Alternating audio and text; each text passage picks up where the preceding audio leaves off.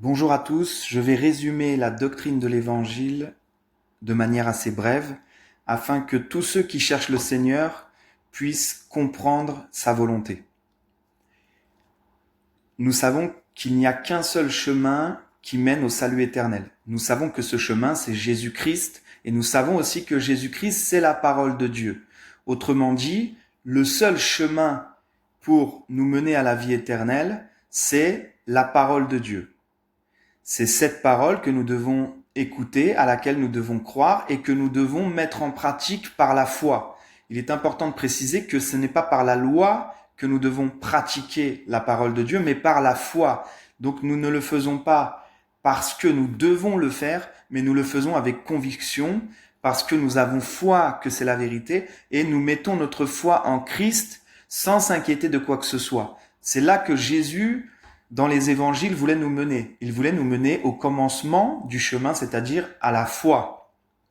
Et donc, le but de Christ, par ses paroles, c'est que nous trouvions la foi en Dieu, que nous trouvions la véritable foi.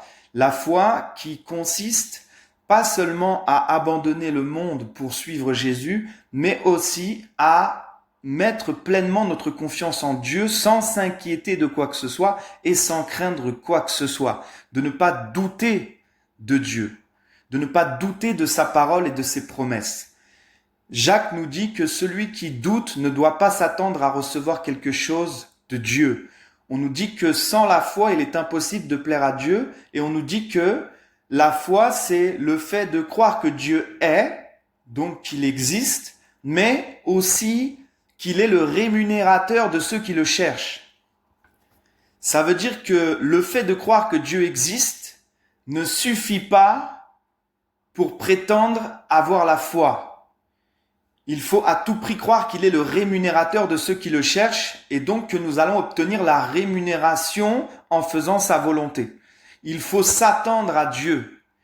C'est ça la véritable foi. Ça nous permet de nous abandonner pleinement à Dieu. Si nous n'avons pas la foi en la rémunération, si nous n'avons pas la foi de manière de s'attendre à Dieu, eh bien nous n'allons pas pouvoir mettre en pratique sa parole parce que le doute va nous en empêcher.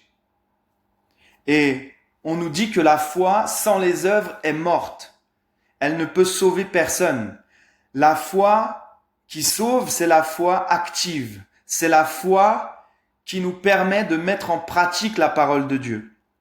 Et je répète encore, et c'est important de le préciser, que ce n'est pas par la loi que nous devons mettre en pratique la parole de Dieu. Si Dieu nous dit d'abandonner telle ou telle chose, ce n'est pas par la loi qu'on doit le faire, mais c'est par la foi. Et ça nous permettra de mettre notre confiance pleinement en lui, et ça lui permettra de nous délivrer, de nous protéger, de pourvoir à nos besoins, etc. Donc la doctrine de Christ est faite pour nous enseigner le chemin qui mène au salut éternel. Le chemin qui nous fait passer des ténèbres à la lumière, qui nous fait passer du royaume de Satan au royaume de Dieu, qui nous fait passer de esclaves de Satan à esclaves de Christ, ou encore qui nous fait passer d'enfants du diable à enfants de Dieu. Donc la doctrine, elle a cette utilité-là de nous mener jusqu'à la vie éternelle. La plupart des croyants pensent que lorsqu'ils se repentent de leurs péchés avec larmes et qu'ils ressentent la présence de Dieu, ils reçoivent le Saint-Esprit à ce moment-là. Mais ce n'est pas ce que les Écritures nous enseignent.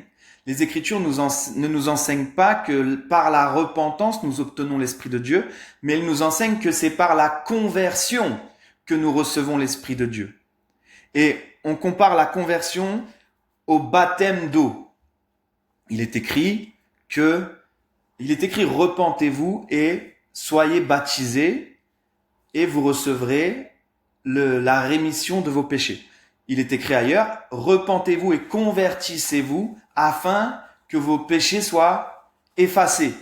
Donc, on nous fait clairement comprendre que la conversion et le baptême d'eau, c'est la même chose. Mais ce n'est pas quelque chose, comme on pourrait le croire, qui se fait forcément instantanément. Au jour d'aujourd'hui, c'est spirituel et la conversion, c'est quelque chose qui prend plus ou moins de temps selon les personnes, parce que ça va dépendre de notre foi. Le chemin du salut, ça commence par la repentance. Mais pas une repentance qui consiste simplement à demander pardon pour nos péchés passés, mais une repentance qui consiste à s'humilier devant Dieu, à prendre conscience véritablement de nos péchés, mais pas seulement de nos péchés, mais du fait que nous avons vécu jusqu'à présent loin de Dieu, dans le monde, dans un mauvais chemin, et que nous voulons nous détourner de ce chemin. Donc la repentance, dans les larmes, puisqu'elle est profonde, elle n'est pas seulement le fait de demander pardon pour nos péchés passés. La vraie repentance, c'est de prendre conscience de nos péchés et de prendre conscience que nous ne sommes pas sur la bonne voie. Et nous devons donc nous repentir par rapport à ça devant Dieu en toute sincérité et avec une grande profondeur. C'est pour ça qu'il y a souvent des larmes. Donc on doit se repentir de tout le mal qu'on a fait et on doit se repentir de notre vie passée, du fait qu'on n'était pas sur la bonne voie. Donc on doit se tourner vers Dieu, se tourner vers la bonne voie. Donc on doit maintenant produire des œuvres dignes de la repentance. Et la repentance inclut aussi le fait de pardonner à tous ceux qui nous ont fait du mal. Tout simplement parce que Jésus nous dit, si vous ne pardonnez pas, vous ne serez pas non plus pardonnés. Donc on doit se repentir de nos péchés, du mal qu'on a fait. On doit aussi même demander pardon aux gens à qui on a fait du mal, sans considérer le mal que eux nous ont fait, parce que ça c'est leur problème. Et nous devons nous occuper de notre repentance. De la même manière, nous devons les pardonner ceux qui nous ont fait du mal, sans considérer que eux ne veulent pas pardonner, ou bien eux ne se repentent pas du mal qu'ils nous ont fait. Parce que ça, c'est leur problème, et nous devons nous occuper de notre miséricorde. Dieu prend plaisir à la miséricorde, et si nous usons de miséricorde, il en usera aussi envers nous. Et rappelez-vous que Dieu dit qu'il préfère la miséricorde plutôt que les sacrifices. Et ensuite vient la conversion. Donc quand la repentance est complète, qu'elle soit instantanée ou qu'elle prenne plusieurs jours, parce que pour la repentance, il faut passer du temps avec soi-même, il faut passer du temps avec Dieu, et il faut se remettre en question et aller au fond de nous-mêmes pour pouvoir trouver la repentance complète, sincère, profonde. Donc voilà. Ensuite, quand la repentance est complète, eh bien, il y a la conversion. La conversion, c'est maintenant que nous sommes repentis, nous décidons de nous tourner vers Dieu et de le suivre. Nous décidons de suivre Jésus, de commencer à porter notre croix pour aller jusqu'à Golgotha. Le but de la conversion, c'est de s'abandonner pleinement à Dieu. C'est d'arriver à Golgotha. Le but de la conversion. Golgotha, quand on est sur la croix, quand on est crucifié avec Christ, pas encore mort, mais crucifié avec Christ sur la croix, quand on est là, on est pleinement converti. Voilà, ça c'est l'accomplissement de la conversion. Donc de la même manière, et même peut-être encore plus que pour la repentance, ça peut prendre du temps. Selon nous, combien de temps faut-il pour que nous nous abandonnions totalement à Dieu ? Au début de la conversion, après la repentance, nous allons commencer à suivre Jésus. Donc nous allons commencer à abandonner certaines choses. Nous allons commencer à abandonner, par exemple, un métier, quelque chose, des distractions, du sport, des choses dans lesquelles nous sommes engagés depuis longtemps ou pas. Et au fur et à mesure, Dieu va nous faire comprendre que nous devons abandonner aussi encore ceci et cela. Et en fait, le but, c'est qu'on s'abandonne pleinement à sa volonté. Donc pleinement à lui. Qu'on arrive devant lui et qu'on dise, voilà, je suis pleinement à toi. Je m'abandonne à toi. Maintenant, je ne veux plus vivre selon ma propre volonté. Je veux vivre selon ta volonté. Je veux que ce soit toi qui me conduise. Plus moi, plus ma chair, plus moi-même. Donc la conversion n'est complète que lorsque nous sommes pleinement abandonnés à Dieu. Après, il y a plein de termes que je pourrais employer. Il y a plein d'images symboliques différentes pour représenter la même chose, des choses très puissantes, des choses très parlantes, mais je vais essayer de faire simple pour que tout le monde puisse comprendre. Donc, pour faire simple, une fois qu'on est abandonné totalement à Dieu, par la foi, c'est très important parce que c'est ça le commencement du chemin, c'est la foi. Donc, une fois qu'on est abandonné pleinement à Dieu par la foi et non par la loi, donc pas parce qu'on doit le faire, mais parce qu'on a la conviction que on va le faire et que Dieu va s'occuper du reste, que Dieu va s'occuper de nous, que Dieu va nous mener jusqu'au salut, que Dieu va pourvoir à nos besoins, que Dieu va nous protéger. Donc, on va surmonter les craintes, les peurs, les inquiétudes, etc. On va les surmonter par la foi et s'abandonner à Dieu en lui faisant pleinement confiance. Si on ne fait pas ça par la foi, par une foi vraiment profonde, qui n'est pas que croyance, mais qui est vraiment vivante dans l'être, si on ne fait pas ça de cette manière, par une foi telle que ça, eh bien, ça n'a pas de valeur. C'est-à-dire que ça ne pourra pas faire agir la puissance de Dieu. Ça veut dire que ce sera charnel. Donc le but de Dieu, par sa parole, par laquelle nous allons être sanctifiés tout le temps de la conversion, le temps où on va porter la croix jusqu'à Golgotha, Dieu va nous purifier le cœur. D'abord le cœur, il a dit de nettoyer premièrement l'intérieur de la coupe et du plat. Donc là, c'est la purification du cœur. Dieu doit purifier nos cœurs pour mettre dans nos cœurs un esprit nouveau. C'est selon la prophétie d'Ézéchiel. Et c'est aussi ce qu'enseigne Jésus et ce qu'enseignent les apôtres. Donc, Dieu veut mettre en nous un esprit nouveau. Donc, pour ça, il doit d'abord purifier nos cœurs. Dieu ne peut pas mettre dans un cœur impur un esprit saint. C'est pas possible. Donc, par la parole de Dieu, pendant la conversion, tout au long de la conversion, jusqu'à ce qu'elle soit achevée, il va nous purifier. Et le but, c'est de produire en nous une foi parfaite en Dieu. Lorsque nous avons la foi parfaite en Dieu et que nous nous abandonnons pleinement à lui sans crainte, sans inquiétude, nous sommes véritablement convertis. C'est pour ça qu'on compare la conversion au baptême d'eau, parce qu'il s'agit ici d'être immergé dans la parole de Dieu, afin d'être purifié par elle. Donc ça, c'est la naissance d'eau. La conversion, c'est la naissance d'eau. Nous sommes en train de naître d'eau tout le temps où nous sommes immergés dans la parole de Dieu, afin que nos cœurs soient purifiés. Rappelez-vous qu'avant que les apôtres reçoivent le Saint-Esprit, Jésus leur a dit « Vous êtes déjà nets à cause de la parole que je vous ai enseignée. » Et il disait aussi, celui qui croit en moi, des fleuves d'eau vive jailliront de lui. Et il est écrit, il dit cela de l'esprit que devaient recevoir ceux qui avaient cru. Donc, pour recevoir l'esprit, il faut d'abord être purifié par l'eau vive, par la parole de Dieu. C'est ce que Jésus a fait avec les apôtres. Donc, de la même manière, on doit recevoir la parole de Dieu, on doit recevoir un enseignement concernant la véritable doctrine de Christ pour être purifié dans nos cœurs par la foi. Et lorsque nous avons cru pleinement et que nous sommes abandonnés à Dieu, lorsque nous sommes sur la croix avec lui, lorsque nous arrivons à la foi parfaite en Dieu, nous sommes au Aleph. C'est le commencement de l'alphabet hébraïque. C'est le commencement de la nouvelle naissance. Ici, au Aleph, après avoir été purifié par l'eau, donc après avoir vécu une véritable repentance et une véritable conversion, après avoir achevé cette conversion, eh bien, nous recevons le Saint-Esprit. Nous recevons le Saint-Esprit afin, après avoir été baptisé d'eau, d'être baptisé dans le Saint-Esprit.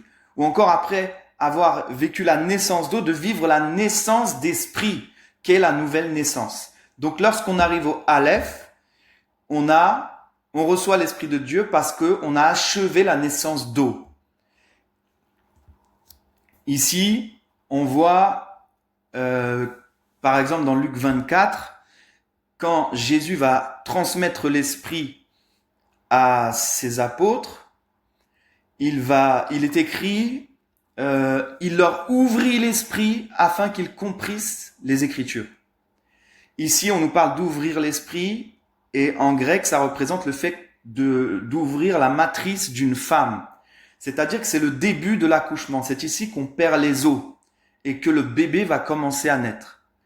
Donc ici, on naît d'eau. Ici, on a été immergé dans l'eau. Il y a vraiment beaucoup d'images symboliques pour parler de la même chose. Et j'essaie d'en prendre le moins possible pour que vous puissiez comprendre plus facilement. Donc ici, on reçoit l'Esprit, notre conversion est achevée, nous devenons donc des véritables disciples de Christ. Il avait dit, si vous demeurez dans ma parole, vous serez véritablement mes disciples. Donc on a demeuré dans sa parole, on a été baptisé d'eau, on a été immergé en la parole de Dieu, on a cru, notre cœur a été purifié par la foi. Maintenant, cette parole a produit en nous une foi tellement parfaite que nous mettons notre confiance pleinement en Dieu en nous abandonnant à lui sans crainte et sans inquiétude. À partir de là, Dieu peut nous transmettre son esprit pour que nous puissions aller jusqu'à la nouvelle naissance. Donc ici, c'est la naissance qui commence, la réception de l'esprit, c'est la naissance qui commence, donc la matrice de la femme s'ouvre, elle perd les os, nous naissons d'eau spirituellement. Ensuite, nous entrons dans le baptême du Saint-Esprit ou encore dans la naissance d'esprit. En fait, c'est la nouvelle naissance qui commence. Nous commençons à naître. Et pour pouvoir arriver jusqu'à la nouvelle naissance accomplie, il faut demeurer dans l'esprit. Une fois qu'on a l'esprit, Jésus dit « Demeurez en moi et je demeurerai en vous ». Donc, demeurez dans l'esprit, marchez et vivez selon l'esprit et Christ va croître en nous. On demeure en lui et il demeure en nous. Et plus on demeure en lui, plus il grandit en nous, plus il demeure en nous. Et Jésus a dit ça en tant que cep. Il a dit « Je suis le vrai cep ». Il a dit « Demeurez en moi, je demeurerai en vous ». Et en fait, nous, on est les sarments. Il dit demeurer attaché au cep, ça veut dire demeurer attaché à Christ. Et pour être attaché à Christ, il faut son esprit. Sans l'esprit, on ne peut pas être lié à Dieu. Donc, on doit demeurer attaché au cep, donc vivre selon l'esprit, se sanctifier encore selon l'esprit, dans l'esprit, en vivant selon l'esprit, donc dans et par son esprit, pour que finalement le cep puisse produire le fruit qui est le raisin. Et le fruit, le raisin, représente le vin, et ce qui représente aussi la nouvelle naissance, le vin nouveau. Donc ici, on est attaché au cep, et on doit demeurer en Christ, demeurer dans son esprit, demeurer en lui pour pouvoir naître de nouveau. Quand on arrive au Aleph, on est totalement crucifié avec Christ, mais on n'est pas encore mort. On est sur la croix avec lui, on est à Golgotha. Et le Aleph, c'est la première lettre de l'alphabet hébraïque et c'est Yod, Vav, Yod. Le Aleph, c'est ces trois lettres-là. C'est Yod, la main de Dieu, Vav, le clou, et Yod, la main de Dieu. Donc, on pourrait dire encore beaucoup de choses sur le Aleph, mais je vais prendre ça, je vais prendre cet aspect-là. Donc, c'est la main de Dieu clouée avec la main de l'homme. L'union entre l'homme et Dieu se fait par la croix. Si on ne va pas à Golgotha, on ne peut pas recevoir l'Esprit. Parce que l'union se fait par la croix et l'union se fait par l'esprit. Donc Dieu nous donne son esprit quand on est uni à lui, quand on arrive à Golgotha, quand on arrive au Aleph. Par la foi. Donc quand on est totalement abandonné à lui. À partir de là, on commence à marcher selon l'esprit. On ne peut pas marcher selon l'esprit avant d'avoir l'esprit. Donc là, on appartient à Christ. Celui qui n'a pas l'esprit de Christ ne lui appartient pas. Donc c'est là, à partir de là, qu'on commence à appartenir à Christ. Et spirituellement, ça représente aussi le début de la nouvelle naissance. À partir de là, Dieu a accompli en nous le Aleph. Il a accompli la première lettre de l'alphabet hébraïque. La première lettre de la loi. Et c'est symbolique. Et nous, on doit aller jusqu'au Tav. Le Tav, c'est l'accomplissement de la loi. Le Tav, c'est la charité accomplie en nous et c'est la nouvelle naissance.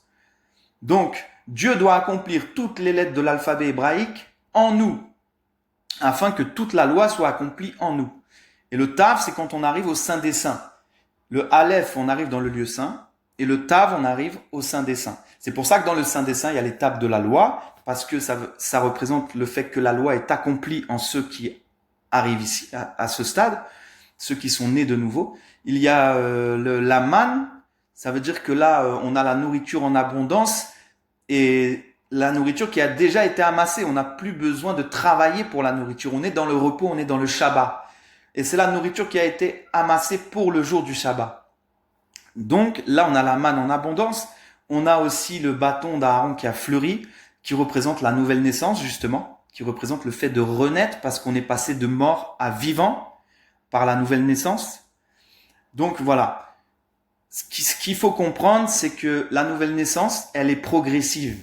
Elle commence quand on reçoit le Saint-Esprit et elle s'achève quand on arrive au Tav. Elle commence quand on entre dans le lieu saint, qu'on a été purifié préalablement par la parole de Dieu, qu'on a été baptisé d'eau spirituelle, donc dans la parole de Dieu, qu'on a porté notre croix pour venir jusqu'à Golgotha, au Aleph. Donc elle commence là et elle s'achève quand toute la loi, tous les traits de la loi sont accomplis en nous. Et ça, c'est Dieu qui le fait, par son esprit. Ce n'est ni par force ni par puissance, mais c'est par l'esprit de Dieu. C'est lui qui accomplit toutes les lettres du Aleph au Tav en nous. Nous devons aller au Aleph par la foi. C'est notre rôle. Notre rôle, c'est d'aller jusqu'au Aleph. Nous devons porter notre croix et suivre Jésus pour qu'il nous amène jusqu'au Aleph. Et qu'il nous amène donc à nous abandonner pleinement à lui, sans craindre quoi que ce soit et sans s'inquiéter, parce qu'il pourvoira en tout, il prendra soin de nous. Tout est possible à Dieu. Il faut vraiment que cette foi en Dieu, elle soit parfaite pour commencer le chemin au Aleph. Donc ensuite, on arrive jusqu'au Tav, et ici, c'est la loi qui est accomplie en nous. Dieu va nous travailler, il va accomplir en nous toutes les lettres. Il ne manquera pas un seul trait de la lettre parce que nous devons être accomplis dans la charité. Et sa loi qu'il va accomplir en nous, c'est la lettre spirituelle hébraïque, mais c'est la charité, c'est ça la loi. La charité, c'est l'accomplissement de la loi. Donc la loi accomplie en nous, c'est la charité de Dieu accomplie en nous. Et ça commence par la foi. La charité procède d'un cœur pur et d'une foi sincère. Donc tout vient de la foi. La foi, c'est vraiment le commencement. Sans la foi, on ne peut pas obtenir la charité. Parce que sinon, on pourrait l'obtenir par notre propre force, par la chair. Mais non, c'est par la foi en Dieu qu'on peut l'obtenir. Donc voilà, de la même manière, sans passer par le baptême d'eau, on ne peut pas passer par le baptême de l'esprit. Et la nouvelle naissance, c'est pas naître d'eau, c'est naître d'esprit. C'est ça la nouvelle naissance, c'est écrit dans les Écritures. La naissance d'eau, elle est indispensable, on doit passer par là. Mais c'est la naissance d'esprit. Jésus dit, ne t'étonne pas de ce que je t'ai dit, il faut que vous naissiez de nouveau. Le vent souffle où il veut et on ne sait ni d'où il vient, ni où il va, etc. Mais il en est ainsi, il en est ainsi de tous ceux qui sont nés de l'esprit. Donc c'est ceux qui sont nés de l'esprit qui sont nés de Dieu, pas ceux qui sont nés d'eau. Ceux qui reçoivent l'esprit de Dieu sont nés d'eau, mais ils ne sont pas encore nés de Dieu. Ils sont en train de naître. C'est un processus qui consiste à ce que Dieu va accomplir de l'Aleph au Tav, toutes ces lettres de l'alphabet hébraïque, toute la loi en nous. Et alors nous serons accomplis en Christ. Dieu va accomplir sa charité en nous. Et c'est aussi la parole de Dieu qui va être accomplie en nous. En fait, on va devenir enfant de Dieu parce qu'on va devenir parole de Dieu. Vous voyez, parole de Dieu, loi, ça va ensemble. La loi, c'est la parole de Dieu. Donc en fait, cette parole de Dieu va nous engendrer. Et on va devenir comme Christ. On va devenir comme Christ qui était fils de Dieu parce qu'il était parole de Dieu. C'est en étant parole de Dieu qu'on devient fils de Dieu. D'ailleurs, il le dit. Jésus dit, si la parole a appelé Dieu, ceux à qui la parole avait été adressée. Dites-vous que je blasphème, moi que le Père a sanctifié et envoyé dans le monde, parce que je dis que je suis le Fils de Dieu. Donc on voit bien qu'on devient fils de Dieu par la parole de Dieu. Le Fils de Dieu, c'est la parole de Dieu. Christ, c'est la parole de Dieu. Et Christ qui croît en nous, la charité qui croît en nous, c'est la parole de Dieu qui croît en nous. Donc on devient parole de Dieu. À partir de là, une fois qu'on est né de nouveau, on n'a plus besoin d'être enseigné. Jésus dit, je mettrai en eux un esprit nouveau et plus personne n'enseignera son frère. À partir de là, on sait discerner le bien et le mal, on connaît toutes choses en quelque sorte, comme le disent les Écritures. On devient fils de Dieu par son esprit. Et on entre dans le Shabbat. Donc il n'y a plus de travail pour pouvoir obtenir la nourriture. C'est en abondance. C'est gratuit. Et en abondance, il n'y a plus besoin de travailler, on se repose en Dieu. On est pleinement reposé, abandonné à Dieu. Et c'est lui qui fait. Ce n'est plus nous qui vivons, mais c'est Christ qui vit en nous. Et nous vivons par la foi en lui. Voilà ce que dit Paul. Donc c'est bien par la foi qu'on peut s'abandonner à Dieu et non pas par la loi. Si nous faisons quoi que ce soit par loi, alors certes, la loi est bonne, comme le dit Paul, mais si nous le faisons par loi, nous le faisons par la chair. Nous ne le faisons pas par la foi. La foi, c'est beaucoup plus profond que de seulement croire et de dire « Ah, il faut que je fasse avec contrainte ». Non, c'est faux. Ça n'a aucune puissance devant Dieu. Dieu ne peut rien faire, ne peut pas délivrer quelqu'un qui veut, par exemple, arrêter de fumer par la loi. Il faut qu'il le fasse par la foi et par amour pour Dieu et avec la ferme assurance que Dieu va le délivrer. Il ne faut pas qu'il le fasse par sa propre force, par la chair, par la loi. Vous voyez, il y a un rapport clair entre la chair et la loi et entre la foi et l'esprit. Donc, je récapitule. La repentance complète et profonde, la conversion complète et profonde, on reçoit le Saint-Esprit et on commence à marcher selon l'Esprit afin que Dieu puisse accomplir sa loi en nous. Parce que par la chair, on ne pouvait pas accomplir la loi de Dieu en nous. C'est pas nous qui pouvons faire ça, c'est lui. Donc pour qu'il puisse le faire, il faut d'abord qu'il y ait un lien entre lui et nous. Il faut qu'on soit crucifié avec lui au Aleph afin qu'on soit unis par le clou et par son esprit. Vous voyez? Par son sang. À partir de là, on a reçu le Saint-Esprit et on doit maintenant permettre à Dieu de le faire grandir en nous en l'invoquant. En l'invoquant par la foi tout simplement chaque jour. L'invoquant chaque jour. En résistant à la tentation par l'Esprit, en invoquant Dieu. En l'invoquant pour qu'il fasse croître en nous son amour et toutes ses vertus, etc. C'est en l'invoquant, c'est écrit. C'est que par la foi qu'on est sauvé. C'est en l'invoquant, c'est-à-dire celui qui invoque le nom du Seigneur sera sauvé. Il est écrit qu'il arrivera que quiconque invoquera le nom du Seigneur sera sauvé. Donc c'est vraiment que par la foi, mais une foi qui est une ferme assurance et qui n'est pas douteuse. On nous parle de la loi et de la foi et on nous dit le péché ne dominera pas sur vous puisque vous n'êtes pas sous la loi mais sous la grâce. Et on nous dit aussi c'est par la grâce que vous êtes sauvés, par le moyen de la foi. Donc c'est par le moyen de la foi qu'on va se réfugier sous la grâce de Dieu et c'est par la grâce que Dieu va pouvoir nous permettre de faire les choses. Pas par notre force ni par notre puissance, mais par son esprit, afin que personne ne se glorifie de pouvoir faire les choses par sa force. Il est absolument impossible de se sanctifier par la loi, parce que sinon ça serait par nos œuvres. Donc c'est uniquement par la foi, afin que ce soit par la grâce de Dieu et que toute la gloire revienne à lui seul. Donc il ne s'agit pas de changer la grâce de Dieu en dissolution, de faire de la grâce de Dieu quelque chose qui nous permet de vivre dans le péché. Non, Paul dit, pécherions-nous parce que nous ne sommes pas sous la loi mais sous la foi? À Dieu ne plaise. Au contraire, parce que nous sommes, mais pas sous la loi mais sous la grâce, pardon, parce que nous sommes sous la grâce par la foi, eh bien, nous avons le pouvoir de résister à la tentation.